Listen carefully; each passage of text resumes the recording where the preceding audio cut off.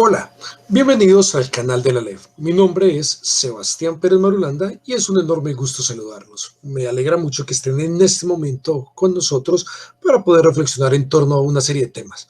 El día de hoy el tema es el ensayo, pero no cualquier ensayo, sino el ensayo argumentativo. Recordemos de una manera muy general, no para profundizar en ello, simplemente como para tener una noción, un contexto, que el ensayo comienza de una manera mucho más suelta, no comienza como una serie de reglas, como una forma rigurosa, sigan esto, hagan aquello. Uno de los precursores, uno de los padres del ensayo precisamente es este caballero. A Montaigne es a una de las personas que más le plantean que ha sido quien inició el ensayo como lo conocemos actualmente. Y es que comienza transgrediendo géneros, eso es algo muy común, los géneros suelen transgredirse, suelen pasarse con mucha facilidad de un género a otro. Comenzó como un género epistolar, pero con una particularidad. Estas epístolas, estas cartas, no se trataban de lo que estoy sintiendo, de cómo te amo, ni de una forma rosa tratar de llegar a otra persona, sino que particularmente estaba tratando temas de interés, temas que fueron muy agradables o muy polémicos en su momento. Entonces, tomaba algún tema político, algún tema religioso, algún tema de libertad, algún tema jurídico, y ese tema lo comenzaba a ampliar dando la perspectiva que tenía Montaigne de manera subjetiva sobre ese tema, pero no se quedaba en la subjetividad pura, decir pienso, intuyo, creo, siento, anhelo, sino que iba mucho más allá, dándole un cuerpo, dándole una estructura y argumentándolo, volviéndolo mucho más sólido, volviéndolo mucho más fuerte. Y así es como comienza esa subjetividad a tener una estructura argumentada, elaborada, basada inicialmente en el género epistolar. Bueno, era un tema libre, pero era un tema de interés. Así comienza el ensayo. Así que inicialmente en las primeras etapas, cuando a alguien le dicen que elabore un ensayo, suele ser muy libre. Dan normalmente algún tema, en algunos casos lo dejan al arbitrio total de quien lo va a desarrollar. Pero lo importante es que con ese tema se pueden hacer muchas cosas, porque incluso el hecho de dar un tema no me constriñe, no me limita, no me dice que debo estar regido por X situación, porque si me dan un tema yo puedo estar a favor, en contra o buscar una posición tolerante o compatibilista en torno al tema cuando lo permite. Entonces, bien, esto es muy interesante de lo que nos lleva al ensayo, y hoy en día también hay autores que vuelven esa misma noción que hubo con Montaigne cuando comenzó a romper en cierta manera la tradición y a romper distintos géneros. Hoy en día también ocurre. Miren el caso de Borges. Borges hubo algunas de sus obras que no se sabía dónde comenzaba el cuento y dónde terminaba, y comenzaba un ensayo. Cuando leemos por decir cualquier obra, simplemente que se me venga en este instante a la mente, cuando leemos Deutsche Requiem, podemos ver todo un tratado de lo que representaba el Tercer Reich y que en gran medida el mundo moderno, quienes ganaron al Tercer Reich, siguieron imponiendo los ideales fundamentales de lo que era el Tercer Reich. Entonces, es muy interesante porque se ve toda una idea, toda una crítica, toda una protesta, todo un pensamiento, aunque esté planteado en medio de un género que podría parecer el cuento. Incluso hay expertos que han analizado Deutsche Requiem, traducido al alemán, sin decirles de quién era, ni decirles que era una obra de fantasía, y creían que era realmente un caso en el cual estaban analizando a una persona de Auschwitz. Entonces fue muy interesante cuando nosotros podemos darnos cuenta que hay transgresión de géneros y en medio de esa transgresión se plantea la posibilidad de hacer un ensayo y de volverlo tan sabroso que pueden utilizar incluso con otros géneros literarios. Pero aunque haya muchos tipos de ensayos, hoy nos vamos a centrar en uno. Ya lo habíamos mencionado. Volvamos a recapitular.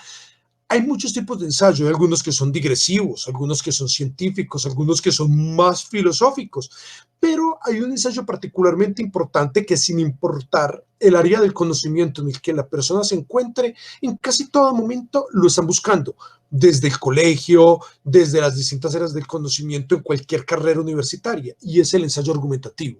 ¿En qué consiste este ensayo argumentativo? Es lo que vamos a trabajar hoy y comencemos entonces. Les voy a presentar en este momento algunos fragmentos de diapositivas para que podamos estar contextualizando y que tengan una ayuda para poder ver un poco mejor de qué se trata. Comencemos hablando entonces lo más general del ensayo argumentativo. Este ensayo argumentativo, su nombre lo indica. ¿Qué es lo que hay que hacer? Hay que hacer un argumento, y ese argumento hay que nutrirlo, hay que soportarlo, hay que fortalecerlo. Hay que regarlo como cuando regamos una flor, lo nutrimos y la hacemos crecer. Eso es exactamente lo que vamos a realizar con el ensayo argumentativo. Vamos a avanzar un poco para que podamos verlo. Se trata básicamente de exponer y de presentar argumentos.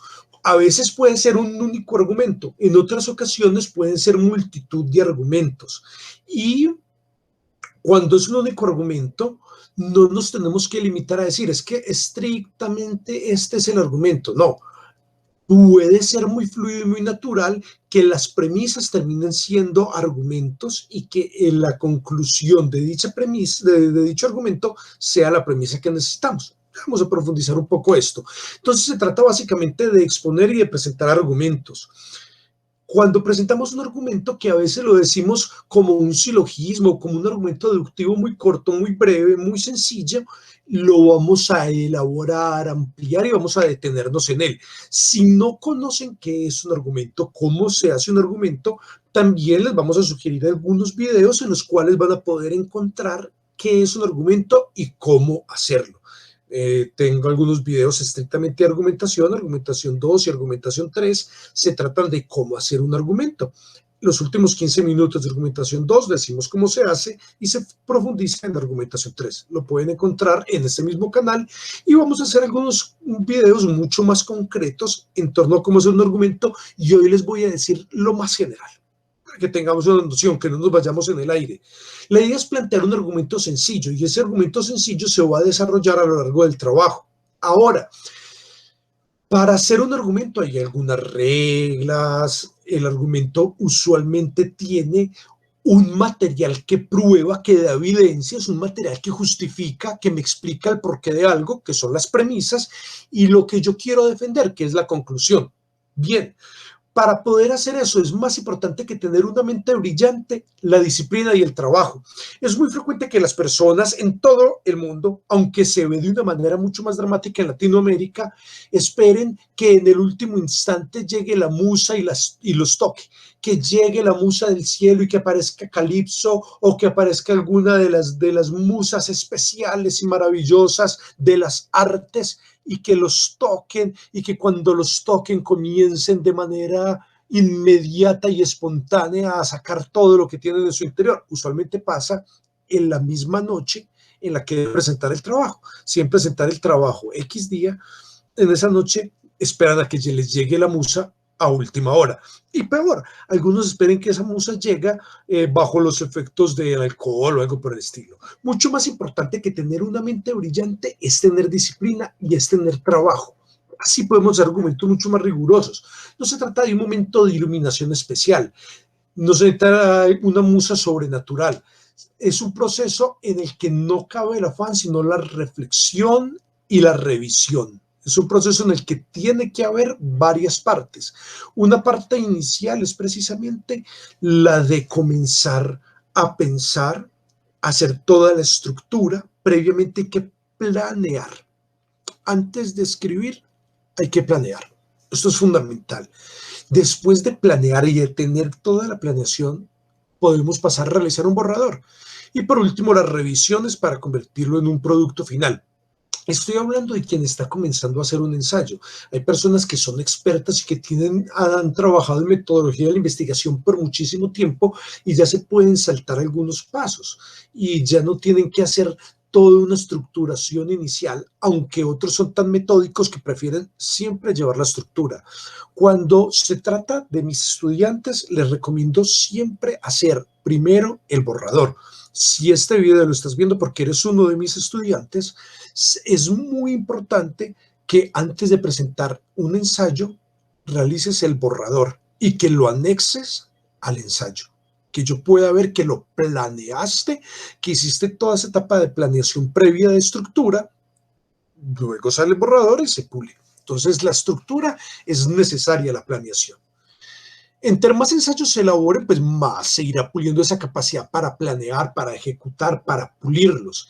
Hay al menos 6 puntos necesarios, totalmente relevantes antes de hacer un ensayo. Los voy a mencionar y luego profundizaremos en cada uno de ellos. Esta es la estructura que yo necesito que tengan. Esta es la estructura que yo les sugiero a mis estudiantes que planteen primero, que hagan esta estructura. Entonces, ¿qué tipo de investigación es el apropiado para que los argumentos que vamos a realizar sean sólidos, fortalecidos, estén bien estructurados? ¿Cuál es el tema preciso que se quiere abordar? ¿Qué se va a hacer con el tema? ¿Cuál es la tesis que se va a defender sobre el tema? La exploración del tema y de la tesis y hacer el esquema de esto. Muy bien, entonces comencemos con el primer punto. El primer punto nos decía qué tipo de investigación es el apropiado para que los argumentos sean sólidos. ¿Qué tipo de investigación vamos a estar trabajando? Entonces, esto se puede ver desde distintas perspectivas.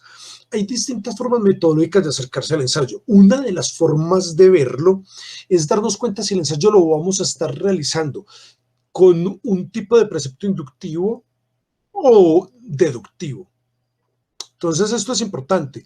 Cuando nosotros vamos a hacer un ensayo inductivo, vamos a partir de ejemplos concretos para llegar a una conclusión general. Pero tiene una situación más importante que esta, porque esta es una definición que suele ser una definición de colegio y suele ser equívoca. Esa no es la definición estricta de la inducción.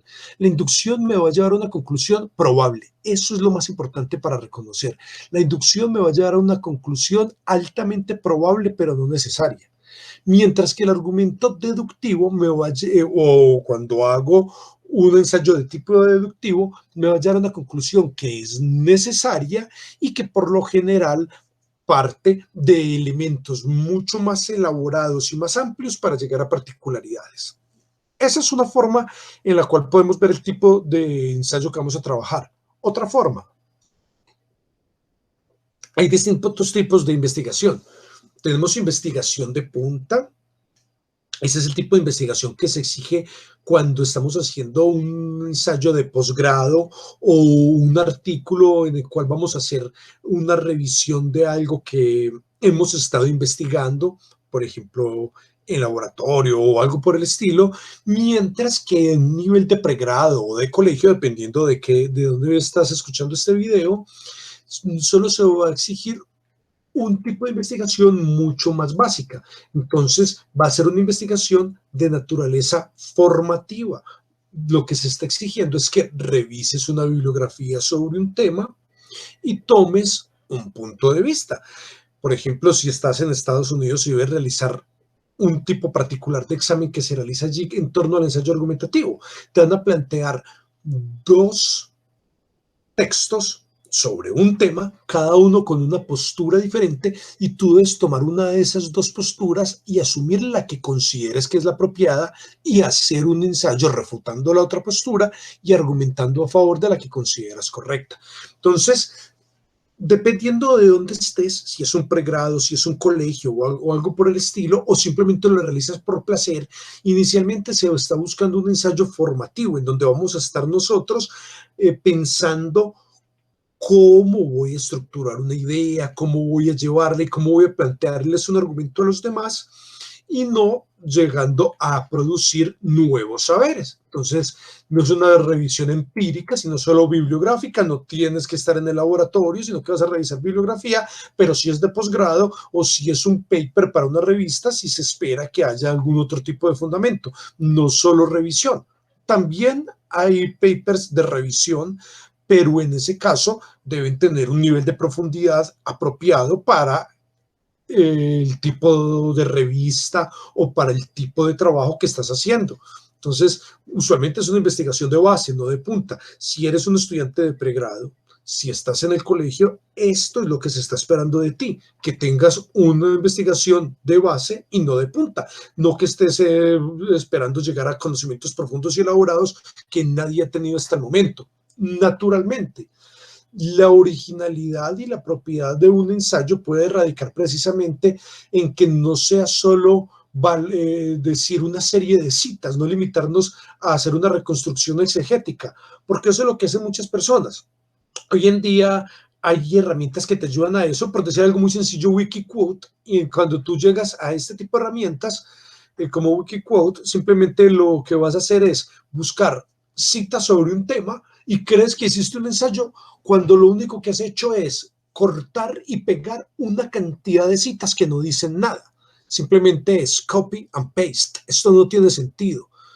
Copiar tantas citas sin ninguna justificación, como se dice popularmente, el chiste termina volviéndose una simple casa de citas. Es decir, se termina prostituyendo el ensayo.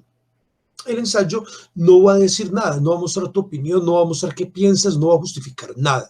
Exclusivamente vas a decir, fulanito dijo, sutanito dijo, y peor, si no citas. Si no citas, es un delito. Si presentas esto sin citar en algún lugar, se convierte en un delito.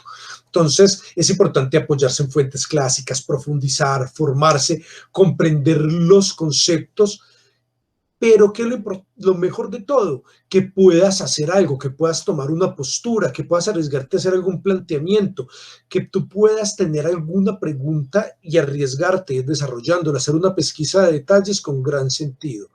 Entonces, la estructura que me gusta que realicen los estudiantes, si eres un estudiante mío, esta es la estructura que voy a exigir. Si eres una persona que ha llegado aquí porque quiere saber cómo hacerlo, es muy recomendable. La estructura de llevar un título provisional. Antes de empezar, tú vas a pensar un título que pueda ser importante. Ahora, este título, ¿por qué se debe regir? Por un tema. El tema te lo puedo dar yo si eres un estudiante mío. Si no eres un estudiante mío, el tema te lo puede dar tu profesor o puede ser algo de tu interés.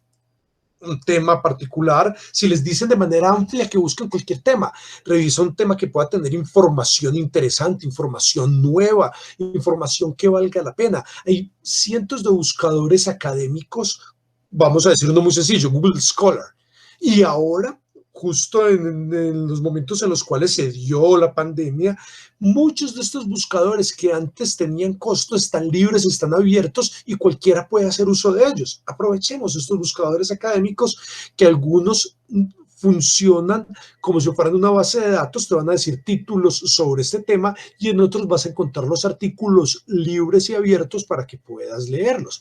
Entonces, buscar el tema, que sea un tema importante, un tema del cual haya información verídica, eficaz. También habrá un momento en el que hablemos de este tipo de pesquisa, de cómo buscar fuentes que sean relevantes, pero naturalmente te puedo decir aquí algunas claves, fuentes que sean relevantes. No vayas a ir a una wiki de dominio público porque tiene serios riesgos. Una wiki de dominio público cualquiera puede editarla. Entonces te puede dar una idea general del tema, pero eso no es algo que puedas citar.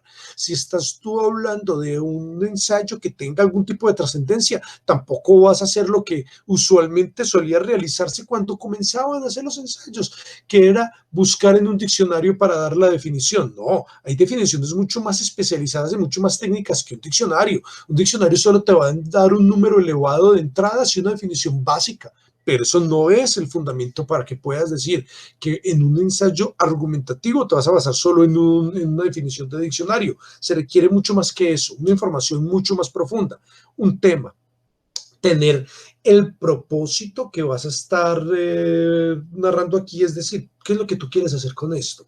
¿Qué es lo que quieres? Tienes un tema, ¿qué quieres hacer con ese tema? ¿Quieres criticar una idea tradicional? ¿Quieres dar tu propio punto de vista? ¿Quieres comparar entre dos ideas? Tener un propósito, llegar a una tesis, cuál es el punto que vas a defender, los argumentos por medio de los cuales vas a llegar a esa tesis y un párrafo de cortesía. Esto es a grandes rasgos, pero naturalmente que todavía no hemos visto nada. Esto quedó totalmente en el aire. Vamos entonces a mirar cómo podemos profundizar un poco esto. Analicémoslo, por ejemplo, desde acá. Estamos en la elección del tema. Vamos a ponerlo en modo presentación para que nos quede mejor.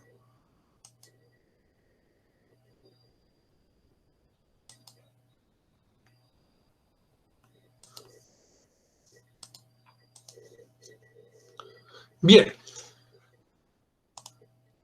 Entonces, vamos a buscar el tema, o ya te dieron el tema. Cualquiera puede ser el tema. El tema puede ser por qué es legal o por qué es ilegal las sustancias alucinógenas, una droga. El tema puede ser, ¿tienen derechos los animales? Hay países en los cuales incluso en cierta manera han procurado mostrar como sujetos de derechos los parques naturales para protegerlos, para cuidarlos. Entonces, bueno, ¿tienen derechos los animales? ¿Cualquier ser sintiente tiene derechos o son exclusivos del hombre? La religión, un tema espinoso, pero es que aquí hay muchas cosas interesantes. Si yo digo el tema de la religión, vamos a delimitarlo. El tema de la religión, ¿y qué quiero de la religión? Quiero comparar dos religiones, quiero comparar los dogmas, quiero ver qué hay detrás de los dogmas, quiero hacer un estudio al More, como lo hizo, por ejemplo, de Dumézil, que lo que hizo fue mirar desde la lingüística qué había detrás de todas las religiones para encontrar si hay un punto en el cual todas las religiones tengan algo en común, y terminó mostrando que las religiones, al igual que los sueños y que el arte y que la cultura, tienen una particularidad, y es que el lenguaje, como los sueños. La religión es simbolización pura y detrás de esos símbolos está lo que nos define como seres humanos. O otro tema, la enseñanza de la religión, por ejemplo. O tomamos un tema general, los animales, pero eso hay que delimitarlo. ¿Tienen derecho los animales? Para plantear un tema es muy importante. Si el tema es muy general, pueden derivarse muchos puntos de vista, puedes tratar muchísimas cosas, pero no se va a poder profundizar. Entonces, el tema lo vas a ver de una manera general, vas a poder tratar muchas cosas, pero te puedes ahogar de lo amplio que es sin profundizar en nada. Cuando no es general, sino que es muy específico, pues es mucho más interesante, vas a poder profundizar mucho más, pero va a ser así de pequeñito. Entonces hay que mirar cómo lo prefieres. Usualmente es muy importante delimitar, porque los temas muy grandes nos van a llevar a leer mucho y no vamos a acabar nunca el ensayo, nunca lo vamos a poder terminar. Listo, vamos a llegar entonces a hablar de la tesis, que es el punto de vista con el que vas a comprometerte tú. Bien, voy a detenerme acá. Yo puedo hablar, por ejemplo, del caso que estábamos planteando hace un momento, el caso que planteamos ahora. Recuerdan que les mencioné el caso de las sustancias alucinógenas. Algunos pueden decir, el tema es las sustancias alucinógenas, pero vamos a hablar sobre la legalidad. Ya empecé a especificarlo. Sin embargo, tu punto de vista es mucho más específico. ¿Estás a favor o estás en contra? Entonces allí ya comienza a particularizarse. Vamos a ver el caso que decíamos ahora, los animales. Vamos a poner algo mucho más claro. Pensemos en la parte jurídica. ¿Tienen derecho los animales? Eso es mucho más específico y tú puedes decir, sí, tienen derechos, ya te estás comprometiendo con algo. Esa es tu tesis, la tesis que vas a defender. O puedes decir, no, no tienen derechos. Hay un tema general, el racismo. Entonces tú puedes decir de una manera general, estoy a favor, el racismo debe existir, estoy en contra, el racismo no tiene sentido. Bueno, allí hay una toma de postura. Podemos hablar en torno al libre albedrío. Sí, en efecto, existe el libre albedrío. O no, yo estoy comprometido en confirmar que no existe el libre albedrío y que estamos determinados por la cultura, por la sociedad, por la época, por la economía, estamos determinados genéticamente.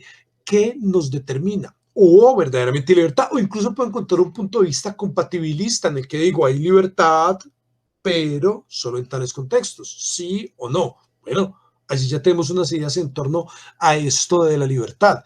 Y en cuanto a la religión, entonces nos podemos plantear, si se enseña religión, no se debe enseñar religión. Entonces ya tengo el tema, hago unas preguntas, unos planteamientos, pero profundizo, tomo partido. Esa es la tesis. Entonces, una vez elegido el tema, es necesario especificar lo que nos interesa. Entonces, la religión. Vamos a hablar específicamente de la enseñanza de la religión y cómo se ve, si se enseñara, si estuviéramos de acuerdo en que se debe enseñar, debería enseñarlo desde lo dogmático, desde una religión particular o desde la perspectiva científica. Si es de los animales, ¿tienen derechos o no tienen derechos? ¿Cuáles son? Esto ya lo hemos mencionado. Mayor o menor tiempo para saber si es específico o si es muy amplio el tema. Podemos plantear preguntas para poder saber qué es lo que queremos con el ensayo. Preguntas como, ¿debe enseñarse religión en las escuelas? Si se enseñara, ¿qué tipo de contenidos debería enseñarse? ¿El dogma de una religión? ¿El dogma de muchas? Pero si se enseña el dogma de muchas religiones, ¿qué pasa con las que no se han enseñado? ¿Estamos excluyendo? En el otro tema, ¿tienen derecho los animales? ¿Qué tipo de derechos podría tener un animal no humano? Entonces ya vamos a plantear hipótesis. Una hipótesis sería esa respuesta al problema. Si estamos seguros, ya no es una hipótesis, sino que es una tesis. Si estamos seguros de cuál es la respuesta y hay que convencer a la otra persona, aquí al lector. Si no estamos seguros, vamos a plantear una hipótesis y hay que formular una serie de argumentos. Formular esa serie de argumentos. ¿Qué es lo que queremos con la formulación de esa serie de argumentos? La formulación de esa serie de argumentos es para que nosotros podamos convencernos de la veracidad de la hipótesis, que podamos contrastar si la hipótesis funciona o no funciona. Quien tiene mayor fundamentación en ciencia o en metodología de la investigación va a conocer estos dos puntos, que es muy importante en medio de la ciencia contrastar todo lo que estamos planteando nosotros. Antes de llegar a una tesis, pues están primero las hipótesis y hay que contrastarlas. Hay hipótesis que son exageradas, que podrían llegar a ser eventualmente ridículas, pero eso hay que contrastarlo. Y nosotros no podemos comprobar una afirmación en extenso, habría que hacer algo monstruoso, pero como nos diría Popper, con un solo contraejemplo podemos hacer la falsación. Podemos darnos cuenta que un solo contraejemplo refutaría una afirmación universal. Así que quien tiene formación en metodología de la investigación sabrá que muchas veces nuestras hipótesis son hipótesis sub cero y terminan siendo hipótesis nulas. Por eso es importante conocer distintas perspectivas sobre un tema para poder saber variedad de hipótesis, una hipótesis sub cero, una hipótesis 1 y una de esas hipótesis de trabajo, una hipótesis nula, terminará finalmente siendo falseada. Bien, esto como a manera de una simple introducción. Así que la hipótesis va a ser la respuesta de la pregunta que planteemos. La idea es buscar muchísimas informaciones que nos fortalezcan para poder decir si esa hipótesis tiene o no tiene sustento, para poder decir si la hipótesis se va a falsear o es una hipótesis que se sostiene, si se refuta o si cada día se vuelve mucho más fuerte.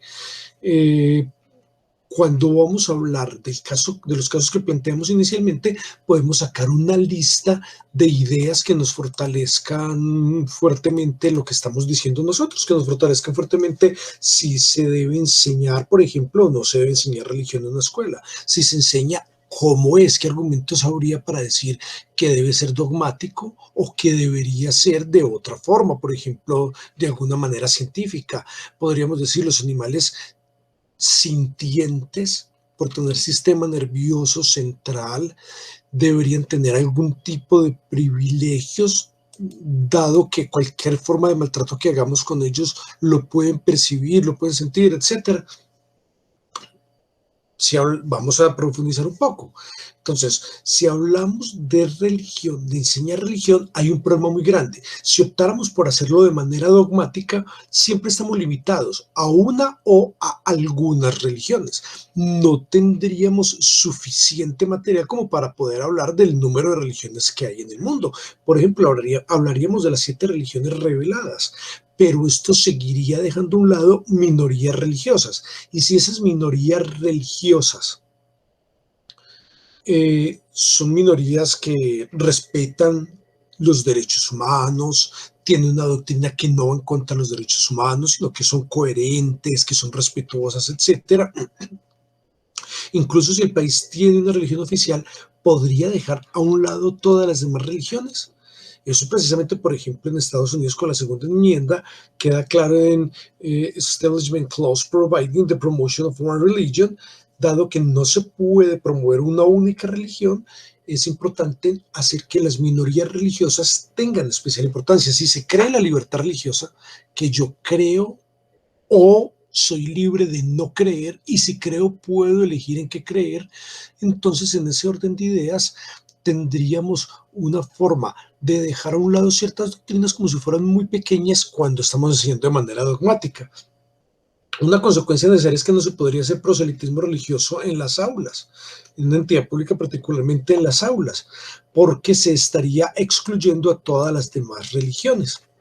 Y hay una dificultad muy grande. Si hacemos proselitismo a favor de alguna religión, lo que para esta religión es un objeto de adoración y de reverencia, para otra puede ser un tabú. Para una es un tótem, para otra es un tabú. Para una religión, por ejemplo, una imagen puede representar la relación directa con la divinidad, y para otra puede representar uno de los pecados más graves dentro de dicha religión. Entonces, en ese orden de ideas, resulta insatisfactorio que sea dogmático. Entonces, ¿desde dónde se puede enseñar? ¿Desde cuál visión? Una posibilidad interesante sería desde un estudio científico, sería desde las religiones comparadas, sería desde el estudio de Dumézil, por ejemplo, que la forma en la cual Dumézil lo planteó es encontrar qué hay detrás de todas las religiones. Desde una perspectiva lingüística lo hizo y se dio cuenta que las religiones, en el sueño y en el lenguaje, en todas tres tenemos lo que nos hace humanos por excelencia, y es la simbolización. Y en esa simbolización encontró algunos elementos típicos de lo que nos distingue como humanos, que después no solo se trasladan a la religión, sino al pensamiento político, social, filosófico, cultural, etcétera, etcétera, etcétera. Entonces, en muchos aspectos encontró esta misma distinción y le ayudó a darse cuenta de cuáles son las características que no son estrictamente humanos y que ya están retratadas desde la religión, desde el lenguaje e incluso desde los sueños. Entonces, es otra forma de analizarlo. Enseñar acerca de las religiones del mundo podría ser un excelente enfoque. ¿Cuáles son las religiones? Pero teniendo en cuenta que hay unas minorías religiosas que no se podrían omitir. Lo mismo pasa cuando nosotros estamos hablando de la parte de los animales. Entonces será un tema general. Pero si yo quiero llegar, por ejemplo, a la conclusión de que los animales sintientes tienen o carecen de derechos, ¿qué debemos hacer para esto? Sacamos una lista. Los animales son seres sensibles, los animales sufren, los animales pueden ser dañados por nosotros. Los animales tienen un sistema nervioso que, al igual que el de los humanos, los hace capaces de experimentar sensaciones de dolor. Muchas personas dirían que los animales no piensan estricto sensu, que no piensan en el sentido humano, que no hay un lenguaje animal y solo pueden sustentar fuertemente desde la lingüística con una estructuración muy amplia, pero no vamos a entrar en ese debate. Vamos a entrar a aclarar que así no tuvieran pensamiento, así no tengan un lenguaje articulado como el humano, con toda seguridad podemos decir que por lo menos cuentan con estados mentales. Entonces, ese es otro punto importante. Algunos animales no dañan a nadie, algunos animales, al igual que los seres humanos, deben tener derechos, algunos animales están defensos. Son una serie de ideas que me pudieran ayudar a sustentar el argumento. Bien, entonces en este caso ya comenzaríamos a pensar en plantear un argumento. Miremos el ejemplo que estábamos hablando acerca de las drogas. Una persona que esté en el panorama de quienes sostienen que deben prohibirse las drogas, que son peligrosas y nocivas, podría armar un argumento clásico. Hagamos un silogismo. Entonces el silogismo sería: cualquier tipo de sustancia que genere una forma de adicción que aparte de generar una forma de adicción, modifiquen sustancialmente la conducta de la persona y que además perjudiquen a la persona, deberían ser prohibidas. Entonces, cualquier sustancia que cumpla con tales características, ¿cuáles características? Por ejemplo, adicción, modificación de conducta, perjuicio para la salud. Si se dan esas características, entonces deberían ser prohibidas. Eso es la primera premisa, la primera justificación. La segunda justificación, X sustancia cumple con todas esas condiciones. Por ejemplo, el alcohol cumple con todas esas condiciones. Genera adicción, modifica la conducta y además genera daño a la salud. Cualquier tipo de sustancia, dígase por ejemplo la heroína cumple con todas estas conductas. ¿Y la conclusión cuál sería? Tomando los dos términos, el término mayor y el término menor de las premisas, estaremos diciendo, por tanto, X sustancia, la que hayamos mencionado, el alcohol, el tabaco, la heroína, cualquier sustancia, la que sea, no interesa, o sea, aquí no interesa, la sustancia que cumpla con tales características debe ser prohibida. Y ya dimos las razones de por qué, porque todas las que cumplan con tales características deben ser prohibidas. Y esta sustancia cumple con tales características, por lo tanto, debe ser prohibida. Construimos rápidamente un argumento y ese podría ser el centro de todo lo que vamos a realizar. Ese podría ser el centro de toda la argumentación. ¿Y por qué podría ser centro? Pues muy sencillo. Nosotros podríamos venir a argumentar, hacer el ensayo con que la primera etapa voy a explicar con detalle esa primera premisa. En la segunda parte explico la segunda premisa y muestro luego la conclusión. El tamaño depende de lo que se haya pedido, porque le pueden pedir un ensayo de una página o le pueden pedir una monografía que sea de 40, 50, 80, depende de lo que estemos desarrollando. Entonces, si es de una página, tenemos un párrafo introductorio donde mostramos el tema como es, planteamos, por ejemplo, en un párrafo la explicación de la premisa 1, en otro párrafo la explicación de la premisa 2 y en otro párrafo cómo llegamos a la conclusión. Y ya tendríamos una página. Si fuera, por ejemplo, de 50 páginas, podríamos decir que la parte introductoria podrían ser unas 5, que podrían ser unas 15 la explicación de la primera premisa, unas 15 la explicación de la segunda premisa y van 35 y ya llegamos a la parte final. Y en la parte final podemos utilizarlo para las conclusiones, para explicar la relación de las dos premisas y sacar el argumento como tal. Entonces, eso depende del tamaño del ensayo que estemos haciendo, de cuáles son las características de para qué es, a dónde lo vamos a publicar. Esto dentro de un silogismo, pero también podría hacerse con otras formas que no sean el silogismo. Podría realizarse, por ejemplo, con las formas clásicas de la deducción. Entonces, quien ha estudiado matemáticas booleanas, si alguno de ustedes ha sido, por ejemplo, mi estudiante de lógica, de matemáticas booleanas, si tú has sido estudiante de booleanas o de lógica 3 particularmente conmigo, por ejemplo, sabrás algunos de estas formas típicas, incluso en lógica 1 se mencionan.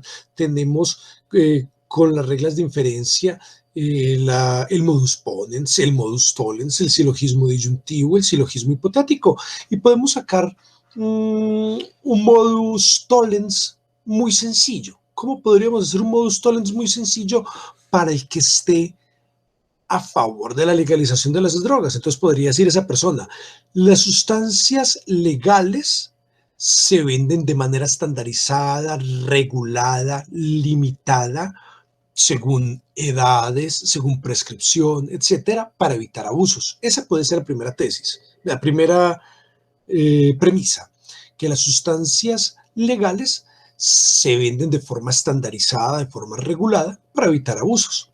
La segunda premisa que sería, estoy poniendo una condición y una conclusión.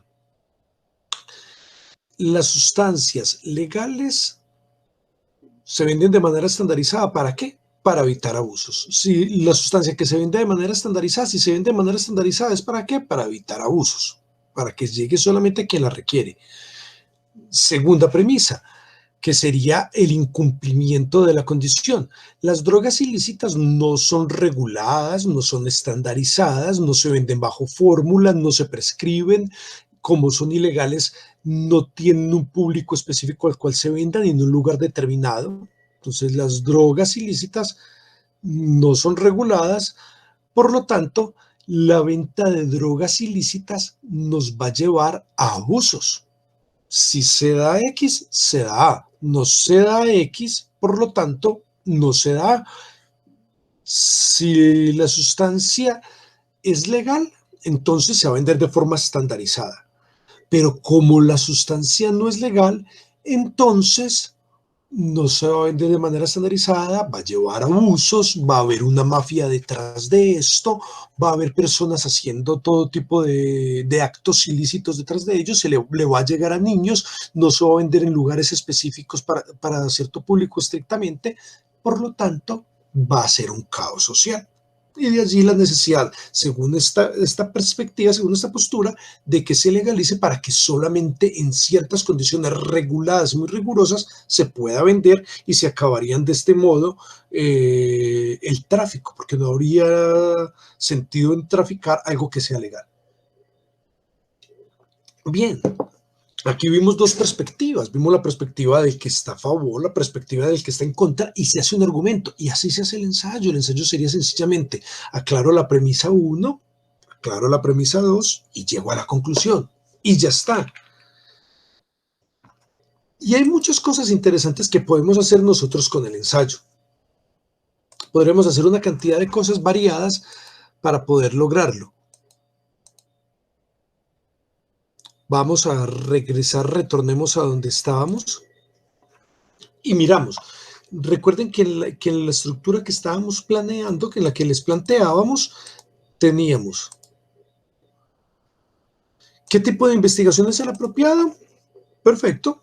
Usualmente estamos hablando de algo que es solo un fundamento, no es una investigación de punta, sino de base. ¿Cuál es el tema preciso? Ya lo hemos mencionado. ¿Y qué vamos a hacer con el tema? Esto es muy sabroso. Esta parte es importante. ¿Qué es lo que vamos a hacer con el tema? Entonces yo puedo decir, lo que voy a hacer con el tema sencillamente es plantear ese tema tal cual para poder llegar a una conclusión. Entonces en ese caso estoy defendiendo una tesis. Si lo hiciéramos según la explicación hegeliana, en ese caso lo único que estoy haciendo es defender una tesis. Sencillo, voy a ir a defender una tesis. Esta es mi tesis. Entonces hago el argumento y llego a la tesis. Esa es una forma válida de hacer un ensayo argumentativo. Pero hay otras formas. ¿Cuál otra forma? Entonces yo puedo decir, voy a comparar dos ideas distintas. Planteo una idea y planteo la otra y comparo las fortalezas y las debilidades. Pero puedo hacer otra cosa. Si volviéramos al medio de la idea hegeliana, podríamos decir, esta es una idea, la tesis, pero miren que esta idea tiene errores. Es mejor la antítesis, la idea contraria a esta. Es muy importante cuando estemos haciendo este tipo de argumentación, que desde el principio vamos a plantear y a planear qué es lo que vamos a hacer con el tema. Es muy importante cuando vayamos a hacer esto que nosotros pensemos, bueno, entonces, si estoy yo diciendo esto, no voy a ser un hombre de paja, no me voy a burlar, no voy a caricaturizar, ni voy a hacer de la idea contrincante, de la idea que quiero criticar, no voy a convertirlo en algo ridículo, no lo voy a convertir en una caricatura, sino que voy a ser riguroso, voy a decir, esto es lo que plantean y estos son ideas fuertes a favor de esa noción. Sin embargo, tiene errores y son estas y aquellas. Por eso estoy a favor de otra explicación que es tal. Digamos el caso que acabamos de plantear. Alguien dice, se debe enseñar religión de manera dogmática. Si eso es lo que considera, primero voy a plantear. Muchos afirman que no se debe enseñar religión de manera dogmática por tales y tales motivos, pero caen en un error por tal situación. Otro dirá, no se debe enseñar de forma dogmática. Entonces, muchos dicen que se debe enseñar de manera dogmática, pero caen tales y tales errores. Entonces, se va a refutar. Así que una posibilidad es plantear la tesis y explicarla, voy a profundizar el argumento, o tenemos otra opción, la cual consiste en plantear una forma de interpretar las cosas y demostrar dónde están los errores para ahí sí hacer el argumento propio. Entonces está la tesis O está la posibilidad de hacer antítesis o de comparar solamente dos ideas. Hay otra posibilidad, una cuarta. Yo puedo decir, no estoy satisfecho ni con la tesis ni con la antítesis y planteo una explicación alternativa o una síntesis, una unión de los dos. Al mismo More hegeliano puede hacer una unión de ambos. Entonces ustedes, cada uno va a pensar, ¿yo qué es lo que quiero hacer? No, yo lo que quiero hacer es tal situación con la idea que tengo o quiero hacer tal otra. Lo voy a argumentar de tal forma, pero de principio saber qué vamos a argumentar. Entonces ya sabemos cuál es la tesis que se va a defender, cuál es el tema, entonces vamos a explorarlos, vamos a leer, vamos a profundizar y vamos a sacar un esquema. Si tú eres estudiante mío, este esquema es necesario. Si tú estás viendo este video porque eres estudiante mío, yo solicito que siempre que me hacen un ensayo argumentativo, primero lo planeen. Un ensayo argumentativo no debe salir del azar ni esperando pues la inspiración divina y por lo tanto lo primero es planear. Yo planeo escribiendo, yo planeo haciendo esta estructura o cualquier otra semejante, muchas estructuras posibles. Esta es una forma de hacer estructuras. Así que si eres mi estudiante, yo te solicito que hagas esta estructura, que me lo entregues unos días antes de entregar el ensayo. Y luego en el ensayo, cuando lo tengas listo, le añades también la estructura, cosa que yo pueda comparar si la estructura que planeaste sí se relaciona con el ensayo. No. ¿Qué debe contener entonces? La estructura debe contener el título. Primero planteas un título provisional porque no estás seguro si ese va a ser el título final. Estás planeando. Escribes el tema que elegiste, el propósito, qué es lo que tú vas a hacer con este tema. ¿Qué es lo que quieres demostrar o qué es lo que quieres dejar a un lado? ¿Por qué quieres dejar eso? ¿Por qué es importante ese tema? ¿Por qué es sobresaliente? ¿Qué importancia tiene? ¿Qué importancia tiene lo que vas a decir tú? Justifícame este tema. Luego sigue la tesis y en la tesis me vas a contar si estás a favor, si estás en contra y qué es lo que vas a defender, con qué te estás comprometiendo específicamente a defender. Y luego los argumentos de todo lo que leíste, de todo lo que buscaste, lo que leíste en internet, en Google Academics, en todos los artículos que encontraste, de todo lo que tú estuviste investigando, qué argumentos encontraste a favor de la tesis que estás defendiendo, en contra, o qué respuestas alternativas encontraste. Entonces clasificas. En tantas revistas encontré argumentos a favor, en tantas revistas encontré argumentos en contra, tales, y en tantas revistas encontré argumentos alternativos. Esto es lo que yo requiero, la estructura con el título, con el tema, con el propósito, con la tesis, con los argumentos que encontraste, y es muy importante el párrafo de cortesía. Mira que la vida académica es muy difícil porque a veces requerimos información sobre un tema, pero no hay tiempo suficiente para leer todos los artículos que uno se encuentre. Por eso los papers tienen siempre un abstract. Este párrafo de cortesía equivale al abstract. Quiero que todos los ensayos tengan los ensayos que me van a presentar a mí naturalmente, y les sugiero a quienes lo están viendo para hacer un ensayo argumentativo que lo planteen así normalmente, que tengan un ensayo, un párrafo de cortesía, un párrafo en el cual vas a ser amigable con tu lector para que el lector pueda saber de qué se trata y lo ubiques y que él sepa si es lo que necesita leer o si debe pasar a otro artículo que se enfoque más en lo que él requiere. Bien, entonces en ese párrafo de cortesía vas a decir una brevísima introducción al tema, vas a contar la justificación de por qué estás haciendo este ensayo y vas a contar la estructura que tú elegiste, qué es lo que vas a hacer con ese tema. Vas a contar si vas a explicar un argumento para llegar a la tesis que quieres informar, o vas a explicar si lo que tú quieres decir es algo muy distinto, vas a comparar dos ideas, o si vas a decir una idea pero para estar a favor de otra, para luego mostrar los errores de esa, tesis y antítesis, o si vas a sacar una respuesta alternativa, una síntesis o una respuesta diferente a las que clásicamente se han manejado. Entonces vas a contarnos qué es lo que vas a realizar con este ensayo, que uno puede ver. El ensayo comienza con una explicación de tal cosa, luego mostramos los errores de esto y llegamos por último a tal otra.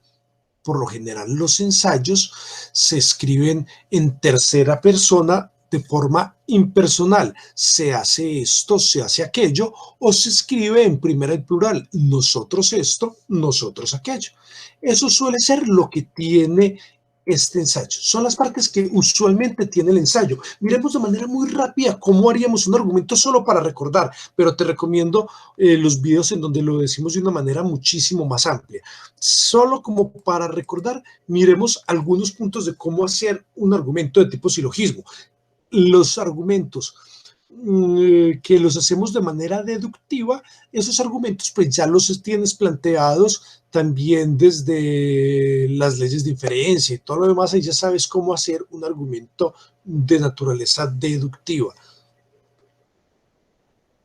Bien, entonces miremos este caso particular. En este caso particular vamos a tomar nosotros tres elementos: el término mayor, el término menor y el término medio. Entonces, en el término mayor vamos a estar diciendo nosotros, permítanme, ya veo el ejemplo, que se me escapa en ese instante cuál es el ejemplo que vamos a manejar. Pero lo importante es que hay un término mayor, que es el que va en la premisa mayor, un término menor, que va en la premisa menor, y un término medio, que es el que va en las dos premisas. En la conclusión siempre aparece primero el menor y luego el mayor. Ese es un orden, después lo estarán ustedes profundizando cuando veamos los videos de argumentación. Entonces, el término mayor, orador de calidad, está en amarillo, el término menor, muchos políticos, y el término medio está en verde, ignoran cómo argumentar. Queremos hacer un argumento que sea de la primera figura, que sea un E y O, es decir, universal negativo, particular afirmativo y particular negativo. ¿Cómo quedaría? Universal negativo. Ningún orador de calidad ignora cómo argumentar. Premisa menor. Sin embargo, muchos políticos ignoran cómo argumentar. Por lo tanto, muchos políticos no son oradores de calidad. Esto podría ser perfectamente material para un ensayo. Entonces podríamos explicar por qué hay políticos que no son oradores de calidad. Primera parte, estaríamos diciendo, porque ningún orador que se precie de ser verdaderamente de calidad ignora la argumentación. Entonces tendríamos toda esa primera etapa.